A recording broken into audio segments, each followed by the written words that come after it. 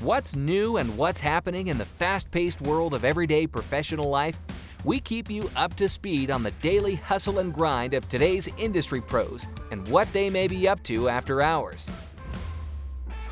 Good afternoon, everyone, and welcome to today's episode of KMC's Hustle and Grind podcast. My name's Alexa, and today's episode is titled Leading a Remote Team and Return to the Office Strategy. In this episode, we'd know more about PBTech Solutions, one of KMC's most valued clients housed in one of our sites, Cyber Sigma, and their success in enabling their team to work effectively and efficiently, even scaling up during the pandemic, and how the team was able to stay agile and adapt with the current situation to effectively return to work and go back to the office. So joining me today is Brycan Dayao, their Senior Operations Manager leading this drive and success with their team in the Philippines. Outside of work, he has his own podcast titled The Young Leader and got nominated and just won, may I add, last night, the awards 2020 Podcast of the Year, Vidcast of the Year, and the Male Podcaster of the Year. So he definitely bagged them all. So Brian, good afternoon and welcome to the show. Thanks for having me, Yeah. Alexa. Of course, we're so thrilled to have you here, especially after all those awards have been awarded to you last night. Yeah, it's crazy. I wasn't really expecting that. Yeah. Even I was wishing, even just for one, I wasn't Yeah. really expecting to get all threes.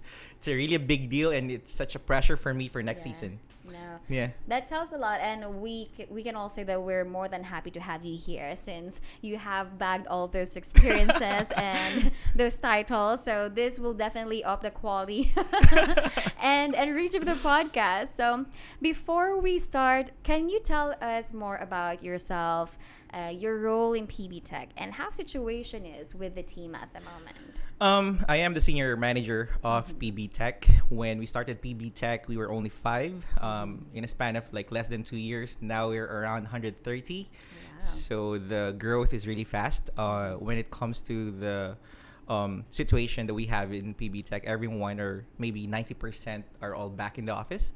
10% are still working from home. These are the people that are not staying anymore in Manila. Mm-hmm. So we have to compromise. And yeah, more about me. I'm just a simple guy sitting next to a pretty girl. Thank you. Well, I would have to say that PBTech is lucky to have you as their operations manager because, I mean, these stats are like so embedded with your heart and mind that you're able to advise us of like the team status and how things are going and how the situation is for the whole team. So, as a leader, how have you overcome your personal struggles during the market shift brought about by the pandemic while still being able to support the said team? It was really hard. It was challenging for everyone because no one is ready for it, right? No one is ready for it. And before, we do have playbooks to follow when it comes to leading the team, managing your team. But COVID happened, there's no playbook. Like even the big companies are being challenged. Even the known companies are struggling. A lot of companies laid off as well. So the companies that we think that they're really established and they're really big when it comes to returns and everything, ROI and everything every year, they're just there with us. Like doesn't know what to do. Like the first month, the second month. My strategy as a leader was more of like focus on the people, and then as long as I focus on the people, whatever it takes along the lines, even if we get dismissed at some point here in the Philippines, I know that I did my job if that happens. I think my focus is not really during that time. My focus is not really the numbers of the company, but the welfare of my people, because I always believe that the people makes the company. And in the past, the people are there for us to make the numbers, to reach the goals and everything. And it was the perfect time and a test of leadership to prove that, wait, now the people needs the company. So where are we at, right? So I focused on that idea for the first month. And then after that, it was just trial and error. I don't even follow what's in the news. I don't even follow what's the advice of other people, because in reality, no one knows what they're doing in this time of COVID. Yeah. I like that you mentioned how there's really no playbook with what happened. And I guess that's where your agility and flexibility as a manager came in. And yeah, we're really happy that KMC was able to contribute to that with the different flexible solutions that you were able to play with to make sure that the team is still as effective as if they were in the office during pre-pandemic period. So, during this time, then, like, what workforce distribution strategies do you employ to allow your operations to accommodate, like, the increasing demand for that? The challenge for BPO is, especially if you're maximizing the budget here in the Philippines, the challenge for that is in a setup for 24/7 operations, everything is shared, right? And then when COVID happened, you have to send the units in your agent's home or employee's home, but you can't really cater everyone. So what happened there was more of like distribution of the computers, of the laptops, and everything, of the units to the people that we know that can do like maybe 3 people's job or task, something like that. So we focused on the tenured agents, while the new guys or the non-tenured, we focus on keeping them mentally aware with what's happening and mentally healthy as well, because again, the challenge there is a lot of people, especially the workforce in our company, or the employees in our company, are millennials, and we are emotional and mental health matters to us. It's not just the number, and the most important thing for us is the sense of belongingness, right? So the challenge that I had was to balance that, okay, to be productive while taking care of my people as well. So the setup is more of like only like 50% of our companies being functional at that time. And then to cover the rest, we're offering double shift and everything with the people who are willing, but they realize, because of the culture that we have, that okay, the company needs us now as well. So I'm at home, I have everything in my place. I can I can go out, so why not just be productive? So we formed that mindset to our tenure, to our supervisors, to our leaders. And there you have it. After 2 months or 3 months of adjustments, everyone is just used to, and it's like a normal thing for them until we transition back to the office. Okay. Something along those lines. All right. Well, based on your experience, like with all these new strategies being laid out to the team, like how did the team respond to it? I mean, you mentioned that they were adapting, right? But Yep. were there were there cases wherein people were expressing challenges from it, or were they actually like being very agile with the new distribution strategies you were implementing? Yeah. I'll go back to the first that I mentioned a while ago, that I thought of my people first. Yeah. They are my priority. And before they feel something, I've already thought about that in my planning and whatever. I think that's like a good trait of a leader or Yeah. any manager, to be paranoid. I Like, agree.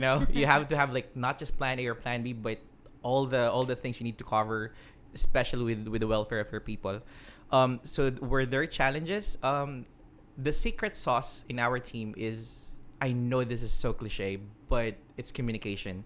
One of our values is actually openness. So when you say openness, it's not really something that there's like a hierarchy. Okay, I need to report to my supervisor first, or talk to my supervisor first before I can inform them with whatever's happening with me. But it's more of like, if an employee, an entry level employee, wants to talk to the most senior manager, then go ahead. Yeah. Okay, just have that. So with the openness, it's not really one-sided from agent to managers or management, but it's more of like the management as well to their employees. So first call of business, first day of the work from home, at that time, I had a town hall with everyone, and I was honest with them. I told them, because no one really knows what will happen in the next few months, and then everyone is just freaking out. Not just us here in the Philippines, but all over the world, even our counterparts in the US, in Australia, they're freaking out, and they don't know what will happen in the next few months. So they're furloughed as well, a lot of employees, and I don't like that, and I don't want that to happen in the Philippines. Yeah. So I had a town hall, and I just needed to be honest with them. I told them the best or the worst thing that can happen is we can sustain your salary until September. And that's the most that I can do, combining all the leaves that we have, contributing, dividing or whatever. And then this was like in around May. Yeah. And I already promised them, whatever happens, you guys have your salary and budget until September. It's not full, but at least we can compensate for the food and the basic necessities.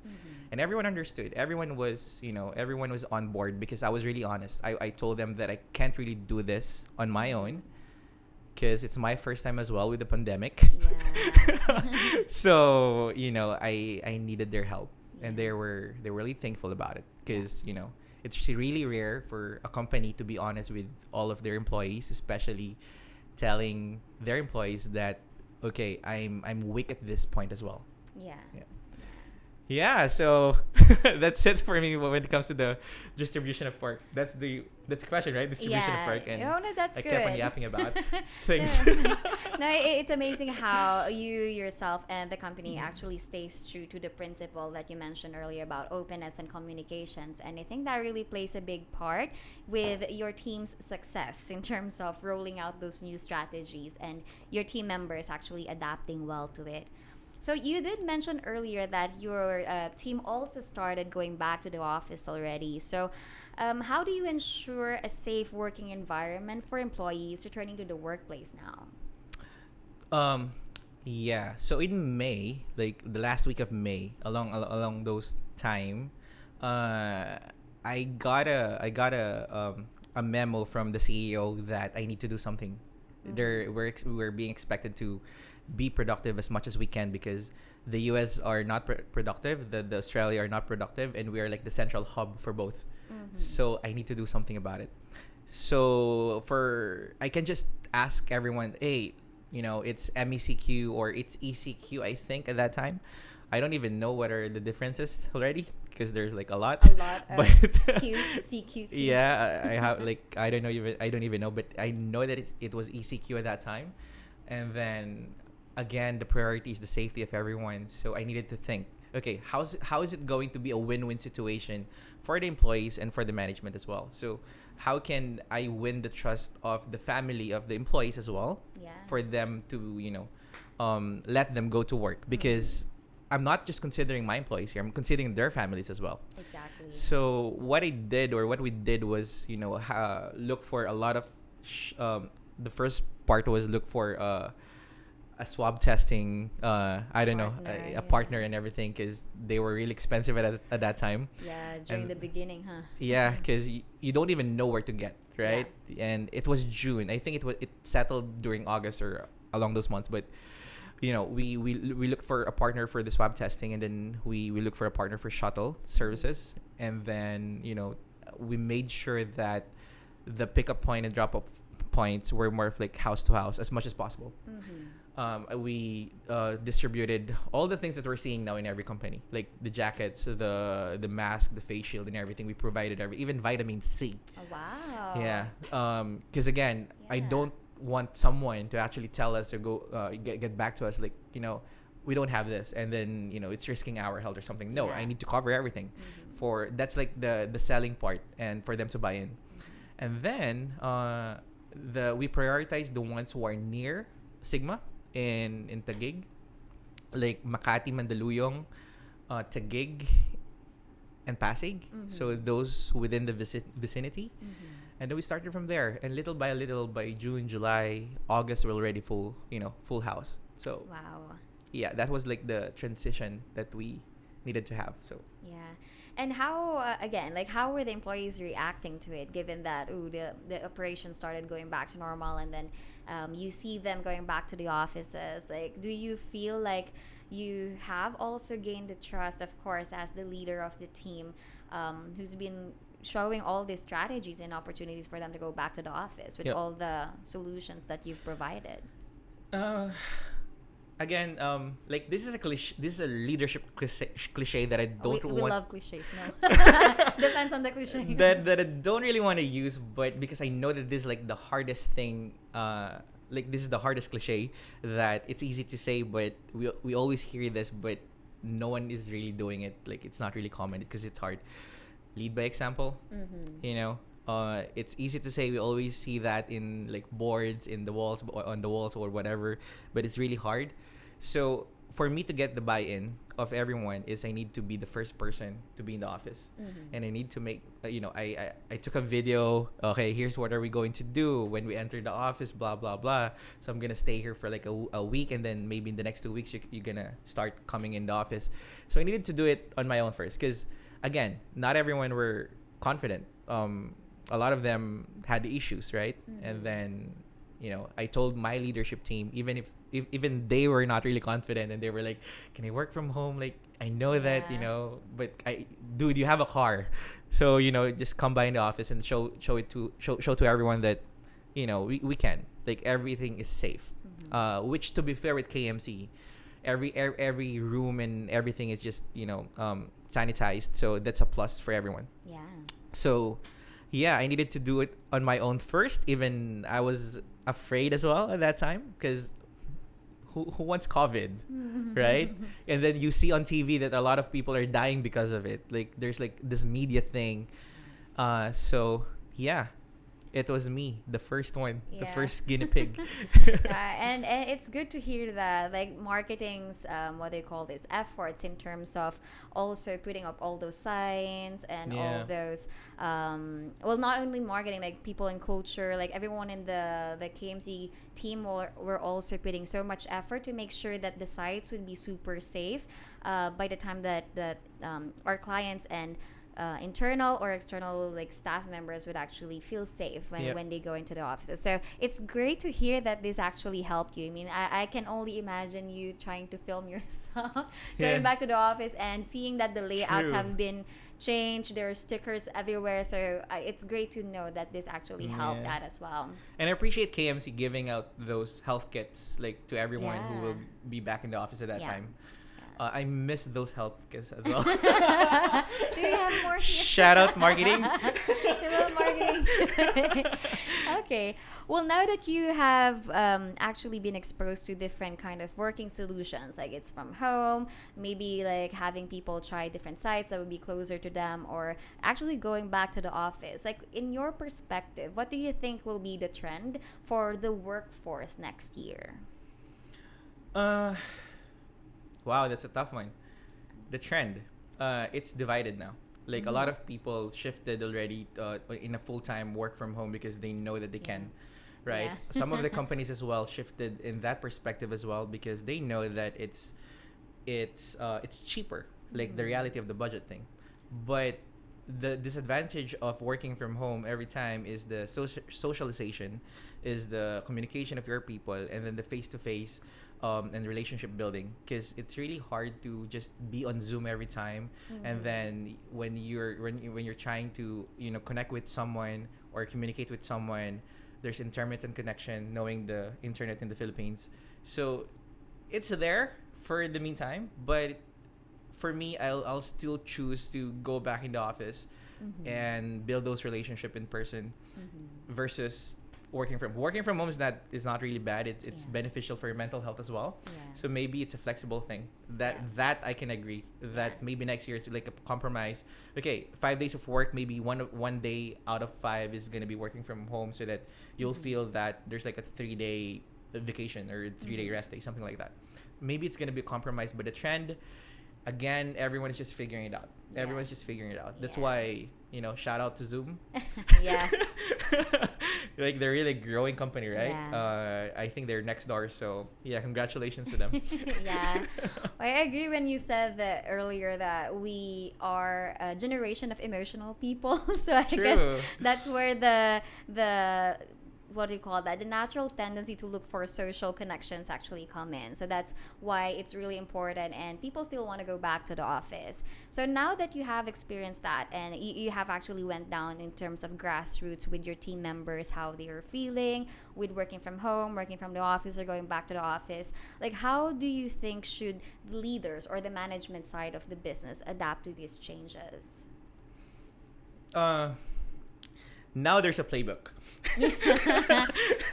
Now there's a playbook after 6 months? 6 months? We're in this game, right? 6 months? More or less. And more or less 6 months in the Philippines. So now there's a playbook. There's like companies that you can copy what were their best practices that you can adapt. So take a bit of those things that can work for your company. Don't just be like a one copy all company, like, oh, this is the strategy that this company is doing, so it works for them, so maybe it's gonna work for our company. No, don't do that. You have to look at a lot of companies, compare notes, and then just adapt whatever is applicable in your company, because your company is maybe like 50 people, and then you're adapting in a strategy of 1,000 employees. Sometimes it just doesn't work.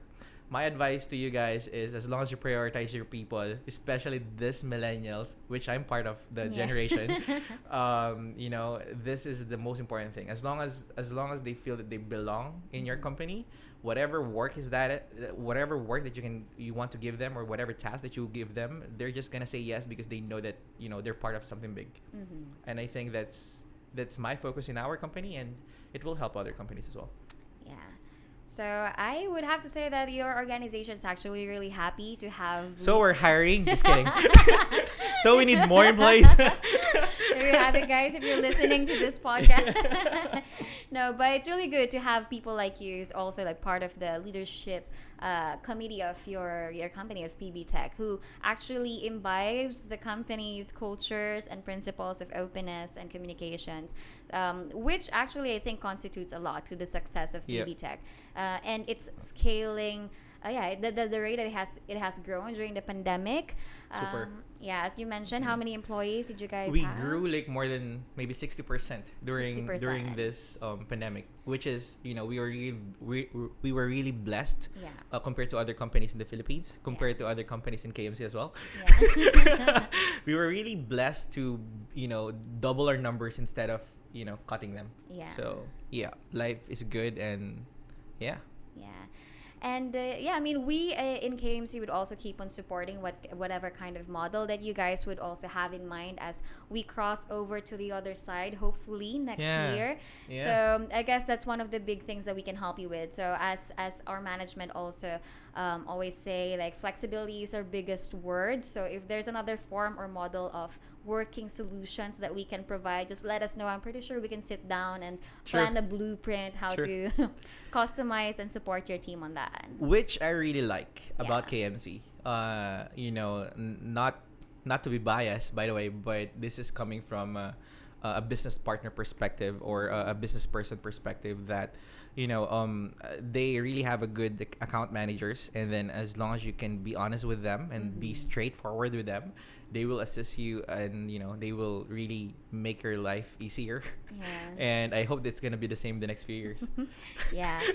Of course, I would always be here. We just celebrated our 10 years in the industry, so we are working on the next decade and more. Nice. So you can keep on counting on us with regards to that. So I hope all our listeners, both clients and potential clients, are taking advice from you, Brycan. So thank you again so much for being with us this afternoon. I'd also like to take this chance, like, would you like to invite people to listen in and tune in, like, where can they find you? Well, I do have a little podcast which is called the Young Leader Podcast. You can check us on Spotify and Apple Podcasts.